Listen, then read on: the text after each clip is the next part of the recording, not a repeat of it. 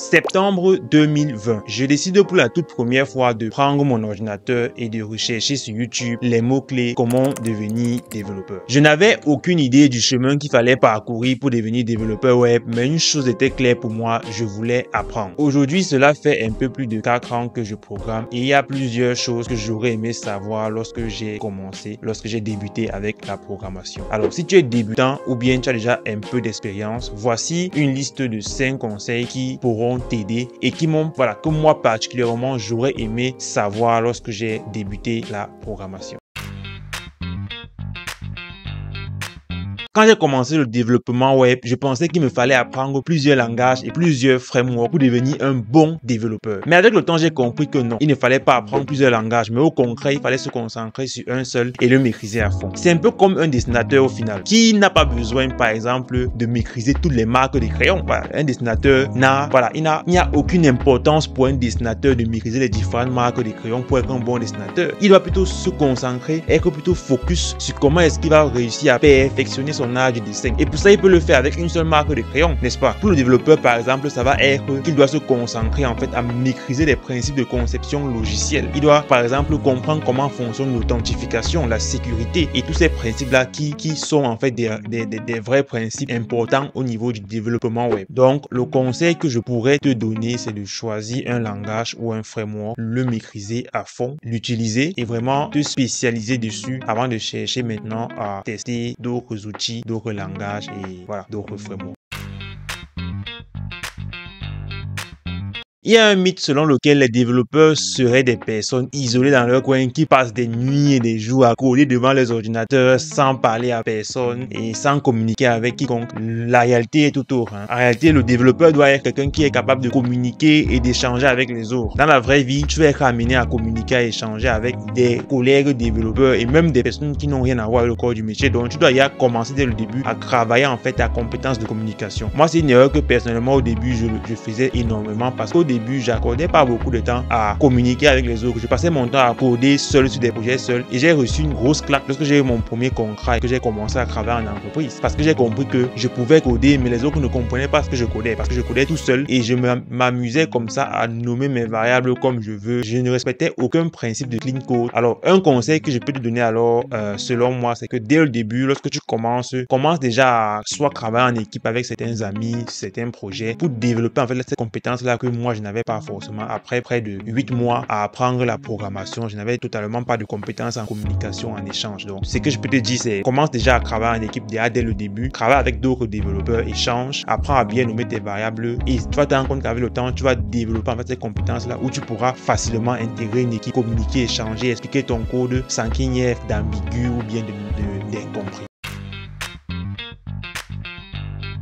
Le développement web est selon moi l'un des domaines dans le monde qui a la courbe d'évolution la plus exponentielle qui existe. Pourquoi? Parce que tu peux apprendre une syntaxe ou une implémentation aujourd'hui qui dans quelques semaines n'est plus valide. Quand j'ai commencé, je ne faisais pas attention aux nouveautés qui sortaient. Je voyais en fait qu'on disait il y a telle version qui est sortie, mais je ne faisais pas attention parce que je me disais c'est encore de nouvelles choses à apprendre et j'étais totalement fatigué. Je ne voulais plus apprendre parce que j'avais déjà passé des semaines à apprendre une chose. On dit il y a une nouvelle version qui est sortie et quand je regarde, je vois il y a beaucoup de choses qui ne sont plus valides et tout. Je ne voulais plus passer des heures à réapprendre ce que je savais déjà. Je me suis rapidement rendu compte avec le temps que si je continuais ainsi, je n'allais complètement plus évoluer en tant que développeur web. Donc à partir de cet instant-là, j'ai donc pris une décision qui a complètement changé mon parcours. J'ai par exemple pris la décision de prendre un temps dans la semaine ou dans 2 semaines, genre sur 2 semaines ou sur une semaine. Je prends une journée ou 2 jours, le temps de vraiment regarder les nouveautés et apprendre en fait les nouveautés,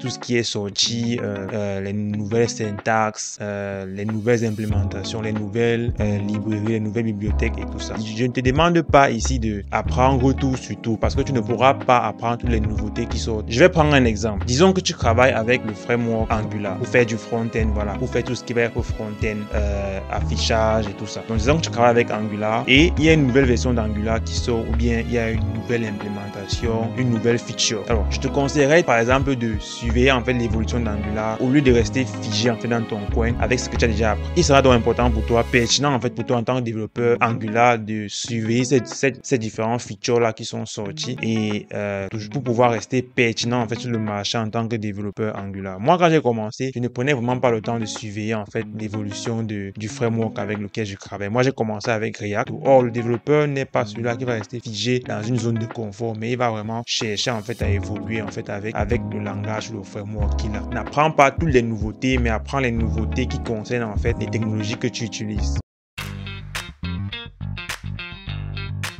La meilleure et même la seule façon d'évoluer en programmation ou bien en développement web, c'est de coder constamment, régulièrement. Je me rappelle à mes débuts lorsque j'apprenais le CSS, qui est tout simplement la feuille de style, voilà, pour styliser en fait une page web. Lorsqu'on écrit du HTML, après, on va écrire également du CSS pour pouvoir styliser en fait tout ça. J'ai appris le CSS en une semaine et après j'ai passé 3 semaines, je n'ai plus touché au CSS. Et devinez ce qui s'est passé lorsque je suis revenu pour voir si je maîtrisais encore un peu le CSS. J'avais tout oublié, ou du moins j'avais l'impression d'avoir tout oublié. Donc il est important quand vous débutez, surtout lorsque vous débutez, de vraiment beaucoup pratiquer pour que votre cerveau puisse comme ça imprégner en fait la connaissance que vous avez apprise. Donc apprenez quelque chose, vous apprenez voilà, vous apprenez soit un langage, n'importe quoi, pratiquez en fait, faites des projets, faites des mini projets au début peut-être, faites des mini projets, après faites peut-être des projets un peu plus complexes pour que votre cerveau puisse être habitué en fait à ça. Vu que à la base c'est quelque chose que vous ne connaissez pas. Voilà, vous n'êtes pas né avec ce langage ou bien ce framework là. Donc il est important, vous n'êtes pas né avec cette connaissance là. Donc il est important de beaucoup la pratiquer, beaucoup pratiquer cette compétence là, beaucoup pratiquer cela pour que votre cerveau puisse s'habituer à ça et prendre ça comme un acquis. C'est pour ça que lorsque vous aurez un peu plus d'expérience dans ce langage ou ce framework là, il vous sera facile de passer des semaines sans plus coder et de facilement pouvoir revenir et reprendre tout en même temps. Mais au tout début, il est toujours important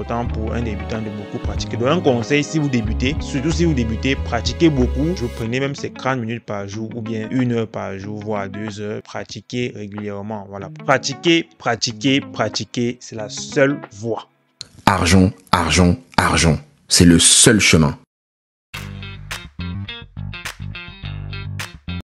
Le dernier conseil qui est peut-être pour moi même le plus important, c'est de pouvoir garder un équilibre de vie en dehors de sa vie de développeur. Pourquoi je dis ça? Parce que je me rappelle lorsque je débutais, je passais des heures et des heures et des heures devant ma machine à coder, à coder, à coder. Alors c'est une bonne chose de coder pendant des heures. Lorsque cela va avoir un impact négatif en fait sur les autres aspects de ta vie, je pense que c'est à ce moment-là que tu dois te rendre compte que ça ne vaut pas la peine, que c'est contre-productif. Pourquoi je dis ça? Pourquoi selon moi aujourd'hui passer des heures et des heures devant du code et consommer que du code peut être contre-productif? Parce que je me rappelle un soir j'ai passé des heures et des heures et des heures à essayer de résoudre un seul bug, une seule erreur dans mon code. Je comprenais pas trop ce qu'il y avait. J'ai passé voire près de 4-5 heures de temps devant ce bug là et j'ai abandonné. Je suis allé me coucher. J'ai passé 2 jours, je n'ai plus touché à ça et 2 jours plus tard je reviens, j'ouvre ma machine et ça me prend 10 minutes et je résous en fait le coup. C'était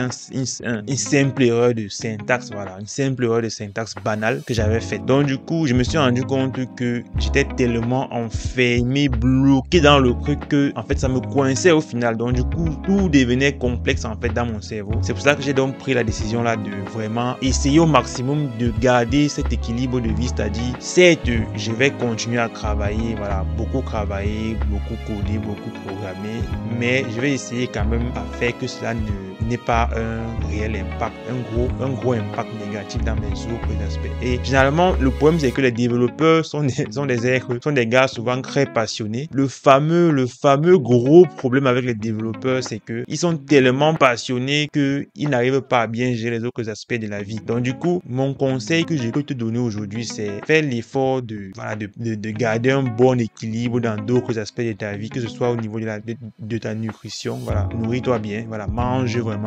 bien et prends la peine de bien manger, bien cuisiner pour toi et ne pas rester enfermé dans un bloc de code. Parce qu'au final, développeur c'est quoi? Développeur c'est un métier, c'est pas si extraordinaire qu'on le pense. C'est juste un métier et voilà, c'est un métier, mais cela ne doit pas être toute ta vie.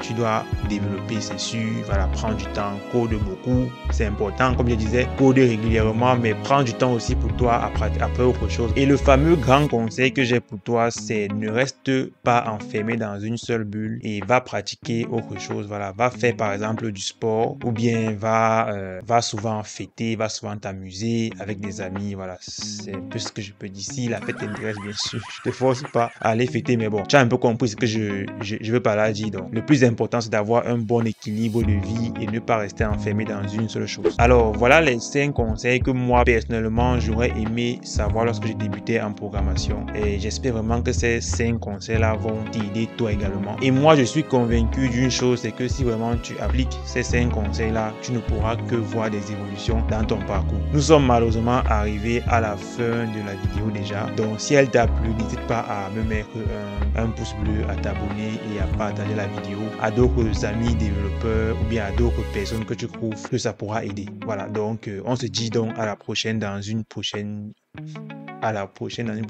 donc on se dit à la prochaine vidéo. Ciao.